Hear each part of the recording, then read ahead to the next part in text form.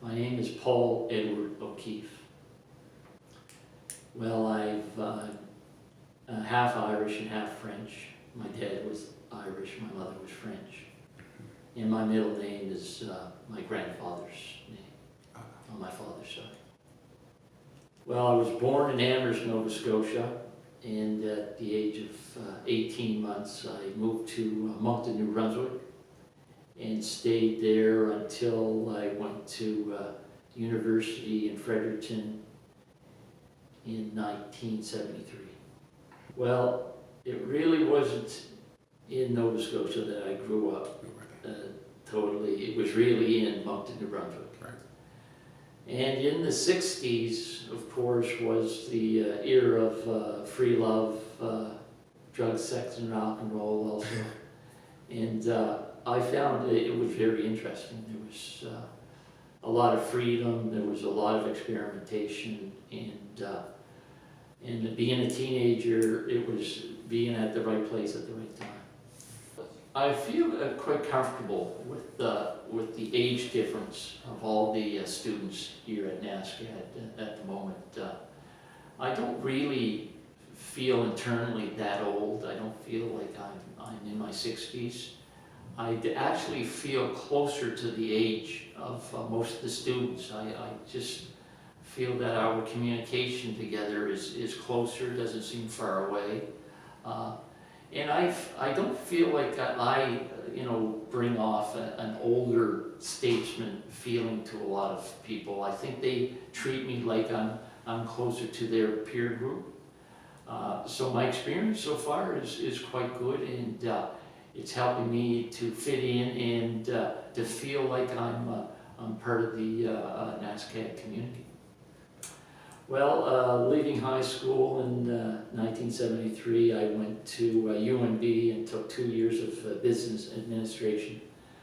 Then I transferred to NSCAD in 1975 and started a design course with a minor in photography. I went for 3 years and felt that I had enough education to move on, so I didn't finish my degree, and I went to Alberta. Throughout my life, I had a family and everything, and I retired last year, and then I felt that I wanted to finish my degree, so I re-enrolled, and here I am today. Well, when I was here the first time around in the 70s, I would say I was an average student. Everything I did, I wasn't at the top of the class, but I wasn't at the bottom. But again, I had a lot of passion. I really felt like I wanted to learn, and there was a lot of new things happening around me, and I was taking it all in. This time around, again, I'm much older. The learning that I've gone through my life, I'm bringing that to the table of my experiences and where I've been and what I've done. So I look at learning from a different point of view, and I feel like it's easier to learn, and I think I'm doing better at it than I did when I started in the earlier phases. So this whole experience is making me feel that it's worth it, and I'm going in the right direction. I was studying, then I went off to Alberta for 6 years. I came back to Halifax in 1984. I got married in 1988. I had a child in 1990. And I was with a company for 33 years as a communications product consultant. So by the time I retired in 2018, I had quite a life already, and currently I'm separated, and I have a new girlfriend.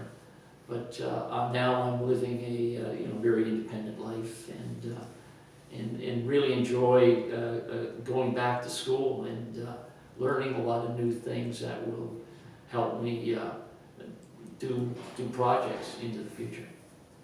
Well, number one is that I set myself a goal of finishing this degree in the next few years, and I wanted to be able to say that I did have a university degree coming close to the end of my life.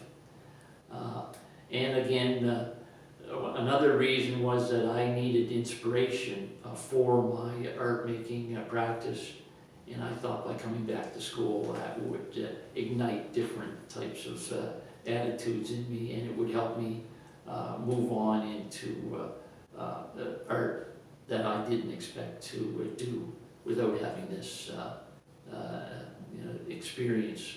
Well, right now I'm working on film projects, and the courses I'm taking currently is film history, and I'm taking a moving image course, which is related to this interview. So I'm hoping with this and the actually the influence of different students or different work will prepare me for creating short videos, or maybe film ideas, and hopefully in coordination with other people.